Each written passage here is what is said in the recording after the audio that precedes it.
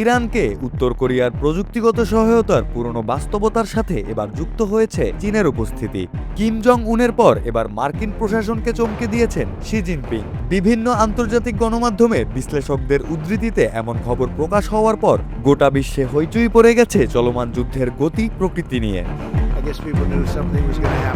বিশ্বের শীর্ষ শক্তিশালী দেশ যুক্তরাষ্ট্রের লাগাতার হামলার পরও সামান্যতম কাবু হয়নি ইরান প্রশাসন। যুদ্ধের ৩৯তম দিনে এসেও ইরানের ড্রোন ক্ষেপণাস্ত্র দাপিয়ে বেড়াচ্ছে গোটা মধ্যপ্রাচ্যে। ইসরায়েলিদের দিন কাটছে চরম আতঙ্ক ও অনিশ্চয়তায়। এমন উদ্বুদ্ধ পরিস্থিতিতে ইরানের ক্ষমতার উৎস খুঁজতে গিয়ে চমকে উঠেছেন বিশ্লেষকরা। ধীরে ধীরে উন্মোচিত হচ্ছে ইরানের হার না মানার রহস্য। চীনের প্রযুক্তি আর আধুনিক অস্ত্রে অকুতোভয় ইরান এক অবিশ্বাস্য রণকৌশল ও সাহসিকতার সংমিশ্রণে পাল্টে দিচ্ছে আক্রমণের ধরন।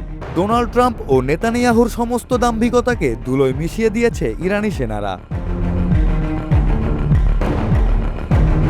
ইরানকে ঘিরে চলমান এই যুদ্ধে ক্রমশ স্পষ্ট হয়ে উঠছে তেহরান একা লড়ছে না। সরাসরি কোনো সামরিক অংশগ্রহণ বা প্রকাশ্য অবস্থান না থাকলেও আন্তর্জাতিক বিশ্লেষকদের একটি বড় অংশ মনে করছে চীন ইতোমধ্যেই এই যুদ্ধে এমন এক ভূমিকা নিচ্ছে যা দৃশ্যমান নয় কিন্তু ফলাফল নির্ধারণে গুরুত্বপূর্ণ।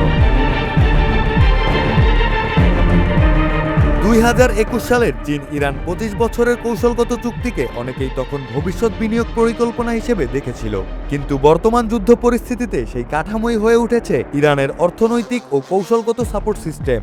যুক্তরাষ্ট্রের নিষেধাজ্ঞা কার্যত পাশ কাটিয়ে চীন যে হারে ইরানি তেল কিনছে তা শুধু অর্থনৈতিক সহযোগিতা না, বরং সরাসরি যুদ্ধ চালিয়ে যাওয়ার সক্ষমতা নিশ্চিত করছে। পশ্চিমা জ্বালানি বিশ্লেষকদের মতে এই ধারাবাহিক তেল বাণিজ্য না থাকলে ইরানের পক্ষে দীর্ঘমেয়াদী সামরিক সংঘাতে টিকে থাকা কঠিন হয়ে পড়ত।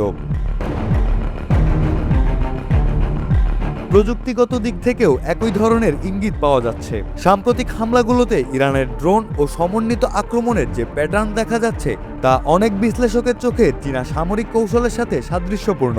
বিশেষ করে নেটওয়ার্ক ভিত্তিক অপারেশন, লক্ষ্য নির্ধারণ এবং মাল্টিলেয়ার আক্রমণের সমন্বয়, এসব ক্ষেত্রে ইরানের সক্ষমতা আগের তুলনায় উল্লেখযোগ্যভাবে উন্নত। যদিও বেইজিং আনুষ্ঠানিকভাবে এসব অস্বীকার করছে, কিন্তু প্রশ্ন থেকে যাচ্ছে ইরানের এই সক্ষমতার উৎস কোথায়। এই সমীকরণে উত্তর কোরিয়ার ভূমিকাও গুরুত্বপূর্ণ। ইরানের ব্যালিস্টিক মিসাইল প্রোগ্রামের ভিত্তি যে পিয়ংইয়ংয়ের প্রযুক্তির উপর দাঁড়িয়ে তা বহুদিন ধরেই প্রতিষ্ঠিত। ফলে বর্তমান যুদ্ধের চিত্রটি ক্রমশ এমন একটি কাঠামো ধারণ করছে যেখানে ইরান শুধু একটি ফ্রন্টলাইন রাষ্ট্র, এর পেছনে কাজ করছে বহুমাত্রিক সহায়তা। উত্তর কোরিয়া দিয়েছে অস্ত্র প্রযুক্তির ভিত্তি, আর চীন নিশ্চিত করেছে অর্থনৈতিক ও প্রযুক্তিগত ধারাবাহিকতা। যুক্তরাষ্ট্রের জন্য এই বাস্তবতা বিশেষভাবে জটিল, কারণ তারা সরাসরি একটি দেশের বিরুদ্ধে সামরিক পদক্ষেপ নিলেও বাস্তবে তারা এমন একটি ছায়াজোটের মুখোমুখি হচ্ছে যার কোনো আনুষ্ঠানিক রূপ নেই, কিন্তু কার্যকারিতা অস্বীকার করার সুযোগও নেই। এই ছায়াযুদ্ধ প্রচলিত সামরিক কৌশলকে দুর্বল করে দেয়, কারণ প্রতিপক্ষকে নির্দিষ্টভাবে চিহ্নিত করা তখন কঠিন হয়ে পড়ে। বিশ্লেষকরা প্রমাণ খুঁজছেন, চীন কি সরাসরি জড়াচ্ছে নাকি এটি এমন এক কৌশল যেখানে উপস্থিত থেকেও অনুপস্থিত থাকার অভিনয় করা হচ্ছে।